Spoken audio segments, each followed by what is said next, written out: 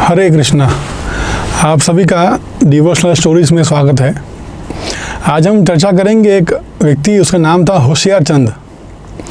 एक होशियारपुर नाम के गांव में होशियार चंद नाम का व्यक्ति रहता था और उसकी ये सोच थी कि उससे बड़ा इस संसार में और कोई होशियार नहीं है। तो उसकी होशियारी का प्रदर्शन करने के लिए वो हर जगह घूमता था, लेकिन उसके पास में एक फटी पुरानी नोट थी और वो कहीं भी जा रहा था तो उसका वो नोट को एक्सेप्ट नहीं करता था। तो उसने सोचा कि मैं इतना बड़ा व्यक्ति हूँ, मैं इतना होशियार हूँ, क्या मैं इस नोट को भी नहीं बेच सकता हूँ या मैं इस नोट का भी उपयोग नहीं कर सकता हूँ। तो एक दिन वो ट्रेन से जा रहे थे और ट्रेन कहीं पर खड़ी थी प्लेटफॉर्म में, तो उनको एक आइडिया आया। तो वो एक सामने दुकान पे गए। जैसे ही ट्रेन चलना शुरू हुई उसने कहा फट से, अरे ये पैसा लो, मुझे ये वो किताब दे दो फटाफट। वो व्यक्ति ने उनको वो किताब दे दी और वो तुरंत भागकर ट्रेन में चढ़ गए और वो सोचे देखो मैं कितना होशियार हूँ, वो फटी पुरानी नोट मैंने आज उपयोग में डाल दी। मन से बहुत खुश हो रहे थे।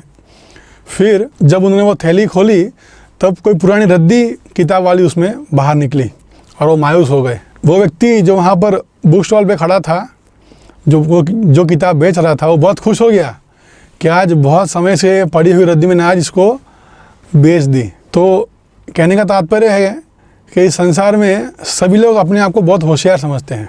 सभी को यही लगता है कि मुझसे बड़ा ज्ञानी या मुझसे बड़ा बुद्धिमान इस संसार में और कोई नहीं है। लेकिन हमें समझना चाहिए इस संसार में वही बुद्धिमान है जो वास्तविकता में जन्म मृत्यु जरा व्याधि के चक्कर से बाहर निकल सकता है। होशियारी वही है जो अपने आप को मृत्यु के समय बचा पाए और भगवान को याद कर पाए। गीता में आता है अंत काले चमाम एव स्वर्णम मुक्तवा कलेवरम। जो ज्ञानी व्यक्ति है या जो सच में होशियार है, वो व्यक्ति वास्तविकता में अंतकाल में भगवान को याद कर पाएगा या एटलीस्ट जन्म मृत्यु के चक्कर से बाहर निकलने का प्रयास करेगा।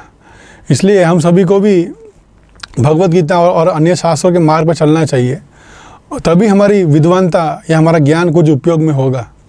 वास्तविकता में हम सभी समझते हैं कि मैं बहुत ही स्मार्ट हूँ, मैं बहुत ही होशियार हूँ, मैं जानता हूँ ये कार्य कैसे होता है। जनरली हम लोगों में एक टेंडेंसी होती है कि इंटरप्ट करने की। अगर कोई कुछ अच्छी बात बता रहा है तो उसको भी हम वहीं काटते हैं, नहीं तुम गलत हो, ये ज़्यादा सही है। मतलब हम ये कहने का प्रयास करते हैं कि मैं तुमसे ज़्यादा जानता हूँ। तो यही चीज़ या यही प्रकार का एटीट्यूड हमें जीवन में बहुत कष्ट देता है, क्योंकि वास्तविक ज्ञान हम अब तक प्राप्त नहीं कर पाए। इसलिए प्रभुपाद जी महाराज बताते थे अपने प्रवचन में, कई बार उन्होंने कहा कि कैसे हम जन्म मृत्यु का चक्कर को काट सकते हैं। कुछ लोग सोचते हैं कि जीवन तो मात्र एक बार है, एंजॉय करेंगे और चले जाएंगे। कुछ लोग सोचते हैं कि पुनर्जन्म तो है ही नहीं।